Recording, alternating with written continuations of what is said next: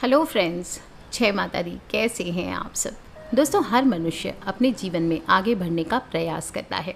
इसके लिए पूरी मेहनत करता है, लगन के साथ अपने कार्य को गति देता है।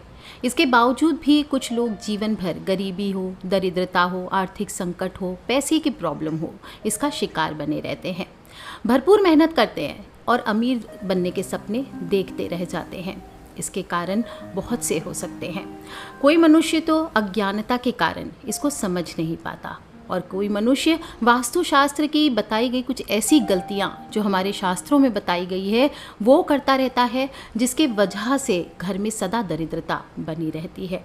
कोई मनुष्य अपने व्यवहार से गरीब रहता है और कोई मनुष्य अपनी किस्मत को कोसता रहता है और किस्मत हमें कई बार संकेत देती रहती है कि गरीबी आने वाली है, आर्थिक संकट आने वाला है। छोटी छोटी घटनाएं हमारे जीवन में होती रहती है जिन्हें कई बार हम अंधविश्वास का नाम दे देते हैं, लेकिन फिर भी ये छोटी छोटी बातें हमें जीवन में बताती है, हमें संकेत देती है कि आर्थिक संकट हम पर आने वाला है या आ चुका है, और फिर भी हम इसको इग्नोर करते रहते हैं। तो चलिए कुछ एक संकटों के बारे में आज हम बात करते हैं और फिर मैं बताऊंगी कि इसका उपाय क्या है आपको।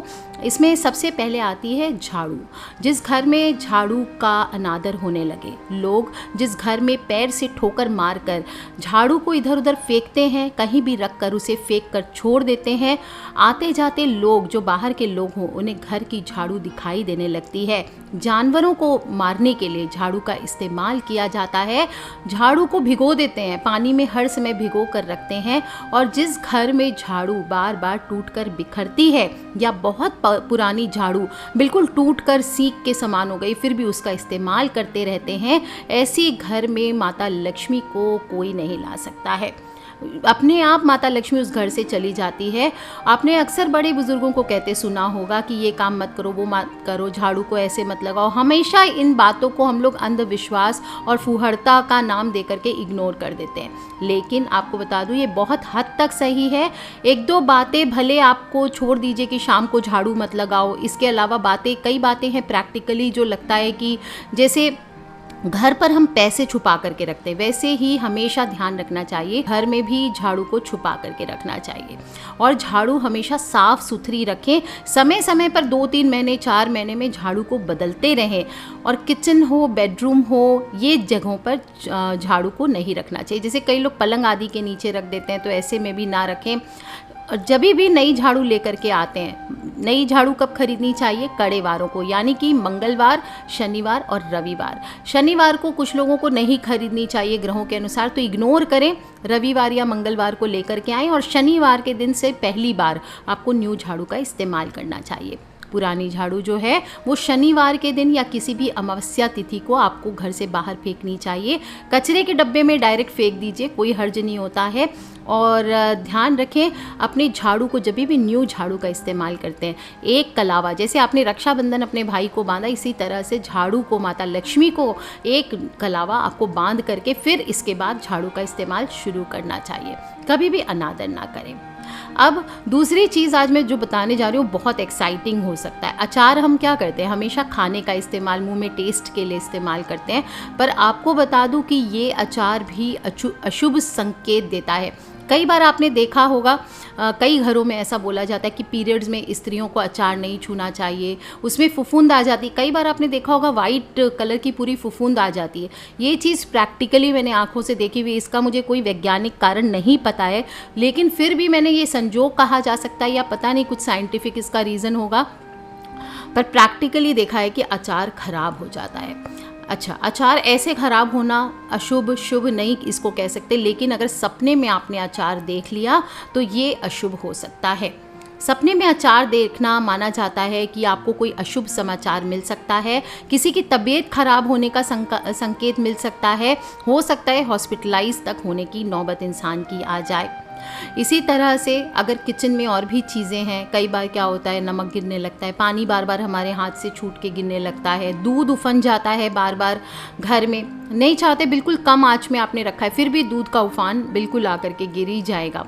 तेल गिर जाता है बार बार, कभी कभी लोगों के हाथों से अनाज छूट छूट के आटा आदि गिरने लगता है, चावल आदि गिरने लगता है। ये सभी बार बार अगर किचन में देखिए आपकी गलती से गिर रहा है तो ठीक है, लेकिन आप बिल्कुल सावधानी से जा रहे हैं और एक नहीं बार बार आपको इस तरह के संकेत मिल रहे हैं, तो समझ जाएं कि ये कोई ना कोई अशुभ संकेत है। आपके परिवार पर कर्ज चढ़ सकता है और घर पर दरिद्रता हो, आर्थिक संकट हो, वित्तीय संकट हो, फाइनेंशियल प्रॉब्लम्स हो, बीमारियां हो या फिर रिश्ते टूटने तक के संकेत हो सकते हैं। तो ऐसे में सावधान होना चाहिए, उपाय करना चाहिए, घबराना नहीं है। मन में अपशगुन को पाल करके या बिना बात का अंधविश्वास पाल करके नहीं रहना है। आगे उपाय बताऊंगी, वो करके इसको ख़त्म कीजिए अपने माइंड से। अब थर्ड चीज़ सभी लोग जानते हैं, तुलसी माँ। घर घर में तुलसी होती है और माता के समान सुख को प्रदान करने वाली है, हमारी रक्षा करने वाली है। और हमारे समाज में क्या होता है, महंगी महंगी चीज़ें होती है ना, उसको हम बहुत वैल्यू देते हैं, लेकिन सस्ती छोटी सी चीज़ इसी तरह से हम घर के मेंबर्स के साथ करते हैं, जो हर समय आसानी से अवेलेबल रहता है उसे हम इग्नोर करने लगते हैं। और वहीं जो दूर से दिखता है या बहुत अपने आप को भाव दिखाता है, एटीट्यूड दिखाता है, हम उसको ज़्यादा भाव देते हैं। इसी तरह से तुलसी माँ है, हमारे घर पे चुपचाप एक कॉर्नर में बैठ करके हमारी रक्षा करती रहती है, पर हम उसे इग्नोर करते हैं और महंगे महंगे लाफिंग बुद्धाज ला के हम घर में सजाते हैं और सोचते हैं कि ये हमारी रक्षा करेगा। ऐसा ना करें दोस्तों, महंगी चीज़ों को प्रतिष्ठा मानने की ज़रूरत नहीं है। घर में अगर आपके तुलसी का पौधा है तो वो सबसे ज़्यादा सुख और समृद्धि का प्रतीक माना जाता है। और किसी भी तरह का आपके घर पर संकट आने वाला है तो घर में सबसे पहले ये लक्ष्मी रूपा तुलसी घर से चली जाती है। वहाँ पर दरिद्रता, अशांति और कलेश का निवास हो जाता है। अगर तुलसी का मुरझाया हुआ पौधा है आपके घर पर तो ये बताने की कोशिश कर रहा है कि आपके घर में या तो ऑलरेडी कुछ अनिष्ट चल रहा है या निकट भविष्य में कुछ होने वाला है। यानी आपके घर के जो कोई सदस्य हैं उस पर परेशानी आ सकती है और उसका ताप तुलसी ने अपने ऊपर ले लिया, तुलसी माँ ने अपने ऊपर ले लिया है। और घर की स्थिति को, आर्थिक स्थिति को हो सकता है अभी तक उन्होंने बचाया हुआ है, लेकिन अचानक से अगर तुलसी का पौधा सूख जाए पूरा तो इसका मतलब है कि घर की आर्थिक स्थिति अब बिगड़ने वाली है। कभी भी ऐसे पौधे को घर में नहीं रखना चाहिए। तुलसी मुरझा जाए तो समझ लीजिए कष्ट कट गया, उसे तुरंत आपको या तो गंगा नदी में या कोई भी नदी में बहा देना चाहिए, पीपल के नीचे रख सकते हैं, या उसी गमले में, कोई चीज़ पॉसिबल ना हो तो उसी गमले में तोड़ के अंदर मिट्टी में उसको दबा दीजिए और फिर तुरंत आपको नई तुलसी लगा लेनी चाहिए। दोस्तों अक्सर कई बार होता है किचन में क्रॉकरी टूटने लगती है, बिना बात के आपने नई क्रॉकरी सेट लेके आए हैं, सब कुछ अच्छे से हैंडल कर रहे हो, सालों से आप क्रॉकरी यूज़ करते हो, कभी आपके हाथों से ब्रेक नहीं होती है, लेकिन अचानक से अगर बात में घर में क्रॉकरी, कांच फूटने लगे, टूटने लगे, इलेक्ट्रॉनिक सामान तुरंत ख़राब होने लगे या टूट जाए बार बार, पैसे के लिहाज से तो नुकसान होता है और कई बार दिल में डर भी आ जाता है। कई जगह पर कांच टूटना शुभ मानते हैं, कहते हैं कि चलो विपदा कट गई, लेकिन जनरली में अगर हम देखा जाए तो ग्लास का टूटना अशुभ ही माना जाता है। और जिन घरों में कांच टूटता है कहते हैं वहाँ पर आर्थिक संकट आने की आशंका होती है। इवन चाणक्य जो है, चाणक्य भी कहते हैं कि लोगों का कांच का इस्तेमाल बेहद सावधानी से करना चाहिए। घर में कभी भी टूटा हुआ कांच, चीनी मिट्टी की चीज़ें, सेरामिक के टूटे हुए सामान, कई लोग पेंटिंग मोज़ैक टाइप की लगा लेते हैं, वो टूटा हुआ होता है, उसको प्लास्टर से सही किया जाता है। मोज़ैक आपको नहीं यूज़ करना चाहिए देखा जाए तो। अगर आपके घर में बहुत ज़्यादा निगेटिविटी है, ऑलरेडी कलेश आदि है, तो मोज़ैक की चीज़ें आप घर पे ना यूज़ करें। किसी भी तरह का टूटा हुआ कांच हो, क्रॉकरी हो, मिरर हो, ये चीज़ें आपको घर पे नहीं रखनी चाहिए। अब एक चीज़ की बात करती हूँ जिससे अक्सर औरतें डर जाती है और वो है छिपकली। छिपकली का आगमन आजकल कई घरों में आम सी बात है। कहीं कहीं पे लोकल जो छोटे मोटे घर होते प्राय वहाँ पर आपको छिपकलियाँ दिख ही जाएगी, ख़ास तौर पर गर्मी का मौसम हो, बरसात का मौसम हो, तो इस मौसम में बहुत सारी छिपकलियाँ दिखती है और छिपकली आने पर हम सब भाग जाते हैं क्योंकि हमें नुकसान ना पहुँचा दे। और अगर हमारे खाने पीने में गिर जाएगा छिपकली तो फिर वो भी जहरीला हो सकता है, इसलिए सभी लोग छिपकली से डरते भी और आती है तो उसको भगाने की कोशिश करते हैं।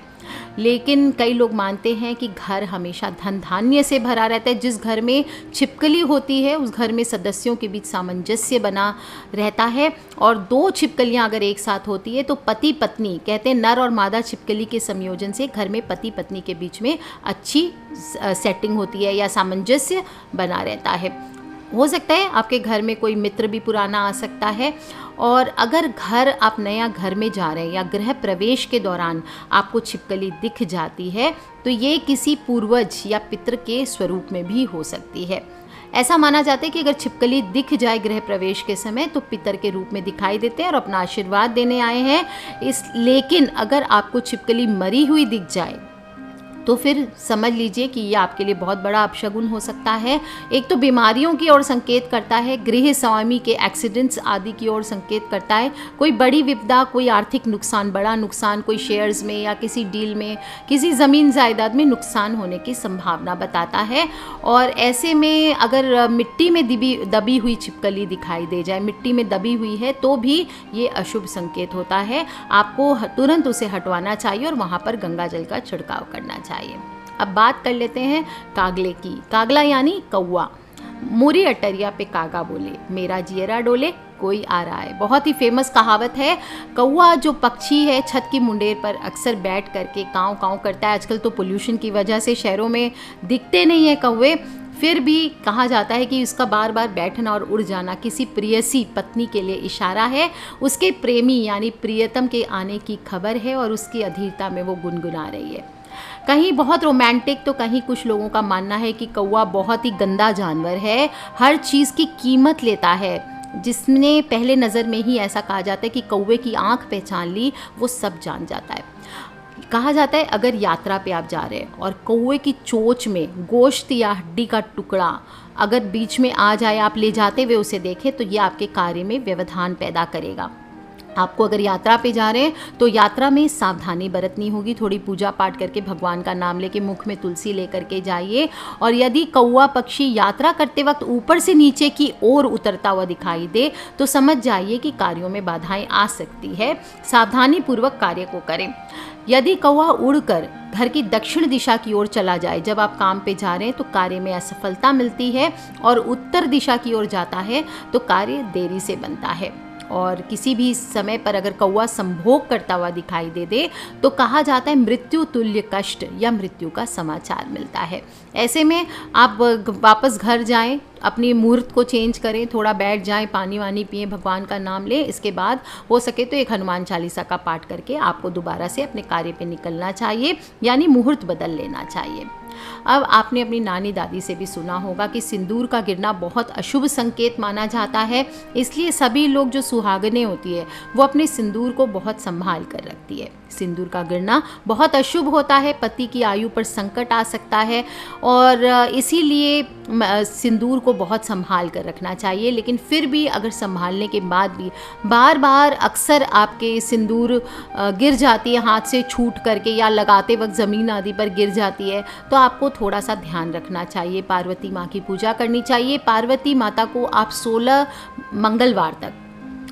मंगलवार तक पार्वती माता को आप जल से अभिषेक कीजिए, उनको एक चुटकी सिंदूर अर्पित कीजिए और अपने सुहाग की लंबी आयु की कामना करें।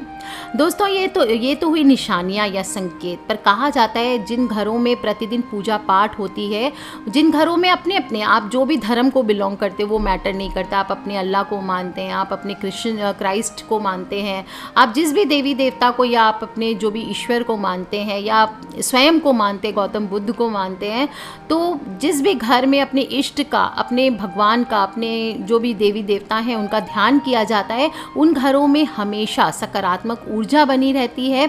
पर कई बार आप देखते होंगे अचानक से लोग पूजा पाठ से करते करते कट जाते हैं, दूरियां बना लेते हैं। तो ऐसे में ये हो सकता है कुछ नेगेटिव एनर्जी उनके ऊपर डाल दी गई हो। इसके बारे में मैं दूसरे वीडियो में बात करूंगी। लेकिन ऐसे घर में आर्थिक संकट ज़रूर आ जाते हैं। या पूजा करते वक्त अक्सर आपके जो पूजा की चीज़ें हैं, आरती की थाली बार बार गिर जाए, या घर में जो पूजा की चीज़ें हैं जैसे दीपक हुआ वो चटक गया, भगवान की मूर्ति है वो चटक गया, बार बार दीपक बुझने लगे या पूजा का सामान खंडित होने लगे, गुम होने लगे, तो समझ लीजिए कि कुछ अपशकुन दिखाई दे रहा है। ऐसे में तुरंत भगवान से क्षमा मांगे और अपने कर्मों को अच्छा रखें, किसी का अपमान आदि ना करें। बुरे वक्त अपने आप भगवान आपका टाल देंगे। अपने घर के स्पेशली बड़े बुजुर्गों का आशीर्वाद लेकर के आगे बढ़े, क्योंकि जिस घर में बड़े बुजुर्गों का सम्मान होता है वहाँ माता लक्ष्मी का सदा स्थायी निवास होता है। और जिस घर के लोग बड़ों का सम्मान नहीं करते, उन्हें गालियाँ देते हैं, उन्हें मारते पीटते हैं या उनके साथ बुरा व्यवहार करते हैं, उनको भोजन नहीं देते, इस प्रकार के जो करते हैं, वो अगर आज आपकी स्थिति अच्छी है भी तो समझ लीजिए भविष्य में आपकी स्थिति बहुत ख़राब होने वाली है। हमेशा बड़ों का, बुज़ुर्गों का सम्मान करना चाहिए। वो अगर बुरा कहते भी है तो आप अच्छे बन के रहिए, आप देखिए धीरे धीरे उनका स्वभाव अपने आप बदल जाएगा।